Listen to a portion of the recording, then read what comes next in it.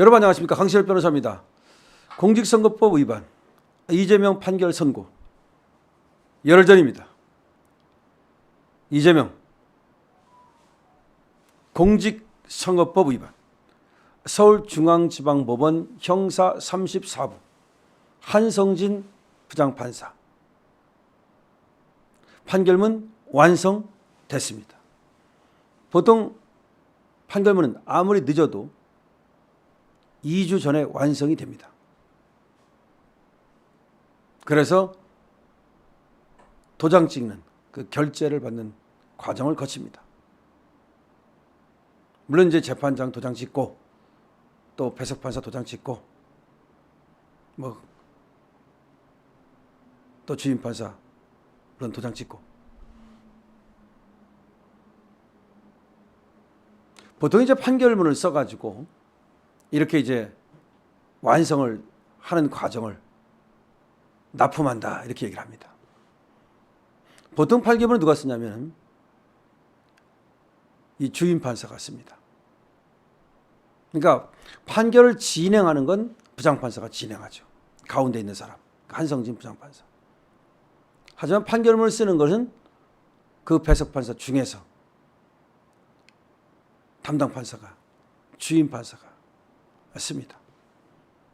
근데 이재명 같은 이 판결문은 말이죠. 부장판사가 같이 썼다고 봐야 됩니다. 때에 따라서는 아마 주임판사가 쓰는 경우도 있습니다. 그러니까 이 판결문은 이 주임판사한테만 맡겨놓은 것이 아니고 아마 세 판사가 같이 협력해가면서 하나하나 토의해 가면서 하나하나 결정해 가면서 판결문을 같이 완성했다고 봐야 됩니다.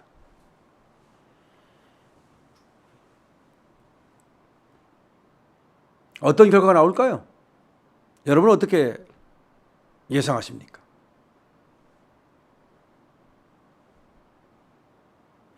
그 전에도 한번 말씀을 드렸다시피 말이죠. 이 사건은 너무나 중대한 사건이기 때문에 오히려 밖에서 다른 영향력이 들어가는 것을 완전 차단했다고 봐야 됩니다. 그러니까 지금 여러분들이 아시는 대로 이 한성진 부장판사한테 지금 개딸들이 탄원서를 넣고 민주당에서 탄원서를 넣고 여러 가지 방법으로 재판부를 압박했지만 오히려 재판부는 그러면 그럴수록 말이죠. 밖으로부터 들어오는 영향력을 완전 차단해가지고 밀봉 상태로 만들고 이 판결문을 완성했다고 봐야 되는 겁니다. 아까 말씀드렸듯이 이 판결문은 재판부의 공동작업으로 만들었다. 그리고 이미 완성됐다. 이제 11월 15일 법정에서 선고하는 것만 남았다.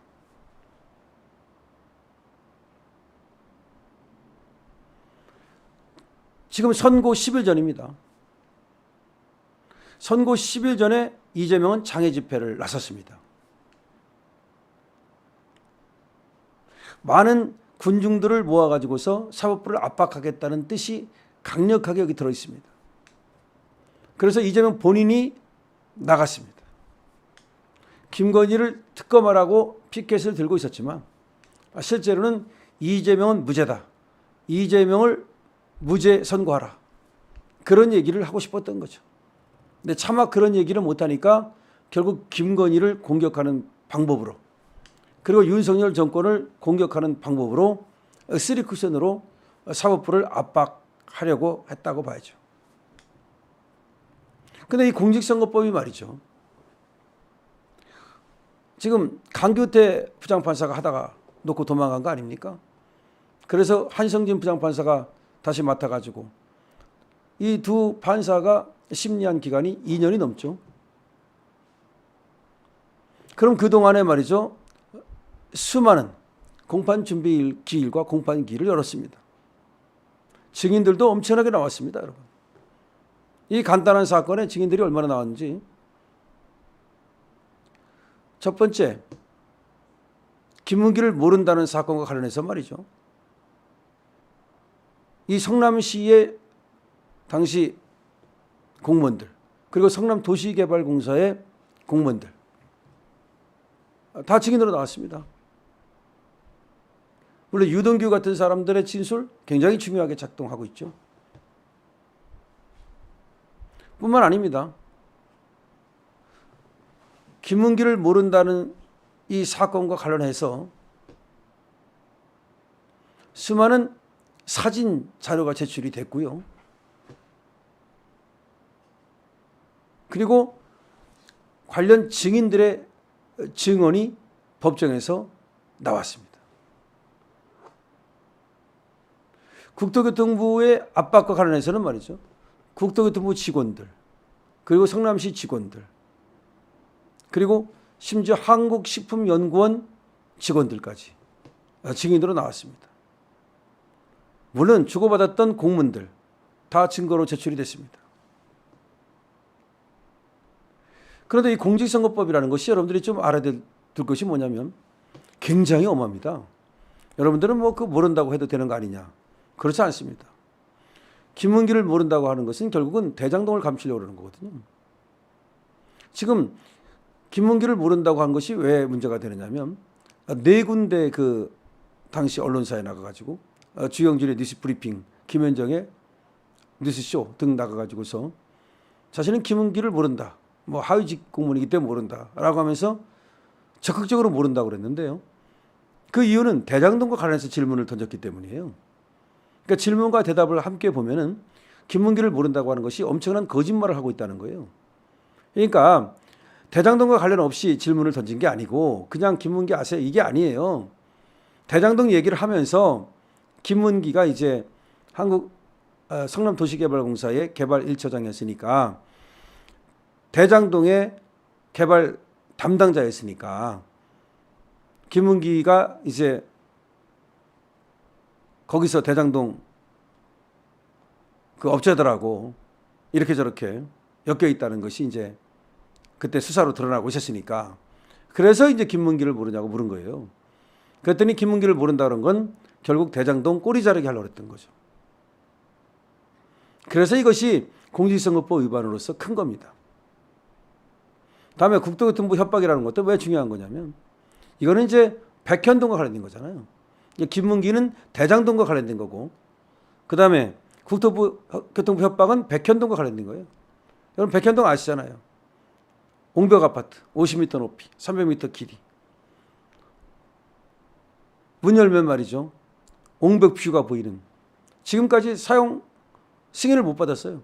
지금도 준공을 못 받았다니까요.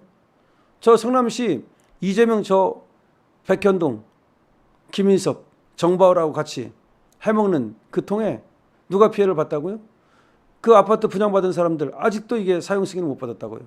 대법원에서 나가리 됐어요.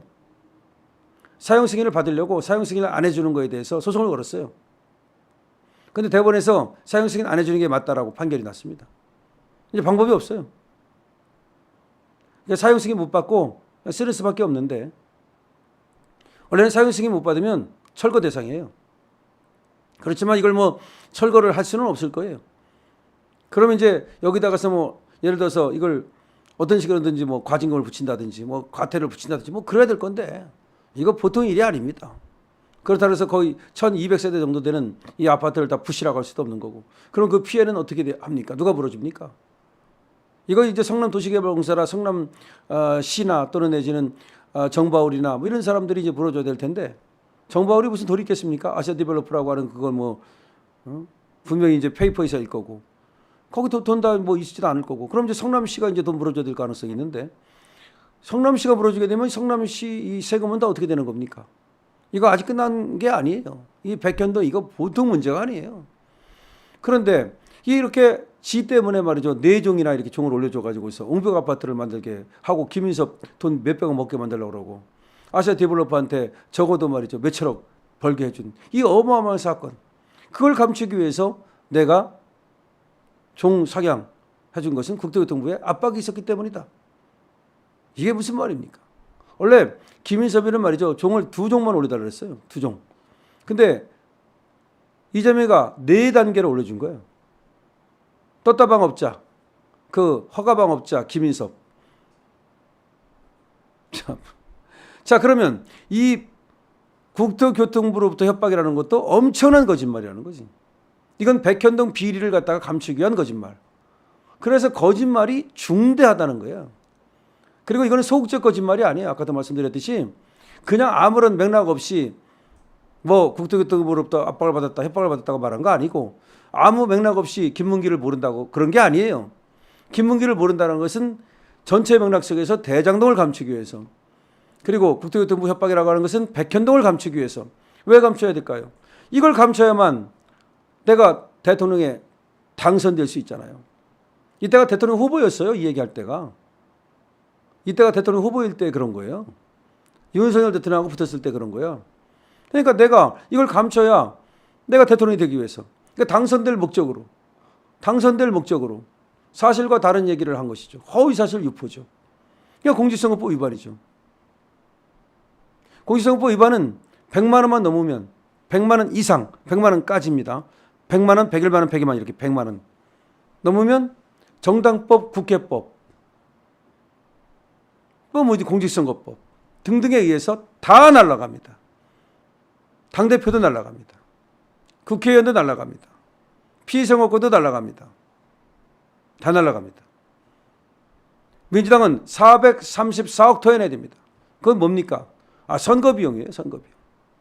434억 본선에, 대통령 본선에 들어간 돈이 434억이에요. 그런데 대통령 본선에 들어갔을 때 거짓말한 거예요. 경선이 아니에요. 본선에 들어갔을 때. 민주당 후보로서 거짓말한 거예요. 자, 그때 대통령 본선과 관련해 가지고서 중앙선거관리위원회로부터 보조받은 금액이 434억이에요. 이걸 토해내야 되는 거예요. 누가? 민주당이. 그럼 민주당은 이거 토해내고 나서 이재명한테 구상권을 행사해야죠. 그럼 이재명은 가진 돈 다 털리죠. 만약에 배수연 앞으로 있는 돈이 이재명 돈이라고 본다면 거기까지도 들어갈 수가 있죠. 자, 이재명. 그렇기 때문에 저번에 경기도 도지사, 그때는 고등법원에 300만 원 받았지만 대법원에서 권순일 고사를 맞고 살아났죠. 지금은 그럴 수 없어요. 이제 한성진 부장판사 이 재판부가 말이죠, 완전히 바깥으로부터 들어오는 영향력을 차단했어요. 당연한 거 아닙니까? 지금 권순일 얘기가 누구나 알고 있는데, 그 다음에 지금 어떤 것도 나왔어요. 얼마 전에 김성태, 이화영을 통해서 말이죠, 나온 얘기가 뭡니까? 그때 공직선거법 봐줄 때 1심에서 180억 무슨 뭐 3쿠션으로 판사한테 줬다는 얘기까지 나왔잖아요. 그런데 어떤 강큰 판사가 말이죠, 뭐 이재명을 봐주고 반대급부를 받는다? 어려운 소리입니다. 안 됩니다. 그러니까 이재명 그런 방법은 안 되니까 집회를 열은 거예요. 서울역에 가서 집회 열어가지고 우리 이렇게 많이 모였다. 이재명의 세력이 이렇게 크다. 이재명이 나중에 대통령 될 수 있다. 그러니까 한성진 너 잘해라. 이재명한테 무죄 줘라. 이렇게 하고 싶은 거예요. 자, 하지만 이제 공직선거법 위반, 선고 10일 전인데요. 100% 유죄 나옵니다. 100% 유죄입니다. 아까 말씀드렸잖아요. 이건 단순한 거짓말이 아니라고요. 맥락 속에서 거짓말은 분명하고 적극적이고, 그리고 아주 계획적이고 의도적인 거짓말이고, 대통령 당선되려고 하는 목적을 가지고 허위 사실을 유포한 것이고, 그것도 한 건이 아니고 두 건이고, 거기다가 이재명이 검찰의 증거 조작, 검찰의 사건 조작 등으로 하면서 계속해서 반성하지 않고 검찰을 공격했고, 때문에 100% 유죄가 나온다. 그러면 2년을 지금 구형을 해놨는데 얼마가 선고될 것인가? 무조건 100만 원 이상이다. 무조건 100만 원 이상이다. 징역형이 나옵니까? 물론 저는 징역형이 나올 것으로 봅니다만은 무조건 100만 원 이상, 무조건 100만 원 이상 징역형이다. 따라서 이재명은 11월 15일 기점으로 모래성처럼 무너진다. 이번에도 보니까 이재명을 그 명을 받아가지고 서울역에 모인 사람들이 얼마 안 돼요. 뭐 그래 몇만 명이라고 그래요. 뭐 뻥 튀기는 쪽에서는 무슨 뭐 몇십만 명이 얘기하는데 거기 모일 수가 없어요. 그렇게 그 좁은데 무슨 뭐 아무리 뭐 다닥다닥 붙었다 하더라도 여러분 만 명이 얼마나 많은 건지 압니까? 정말 몇만 명을 그냥 몇몇 명이 그 우습게 뭐냐 몇몇 명이라는데 실제 가보면 몇몇 명 무슨 몇만 명이야. 몇만 명 모이는 집회 있잖아요. 드물어요. 이재명. 근데 이재명을 갖다가 이렇게 속으로 응원하는 사람들이 많지 않은 거예요. 자, 11월 15일 이제 열흘 남았는데요. 이재명 재판 미리 보는 이재명 재판에 대해서 말씀을 드렸습니다. 이재명 100% 유죄입니다. 정당법, 국회법, 공직선거법에 의해서 당대표 날아갑니다. 국회 날아갑니다. 비정권 날아갑니다. 이제 모든 것은 사필 규정입니다. 강신업 TV입니다.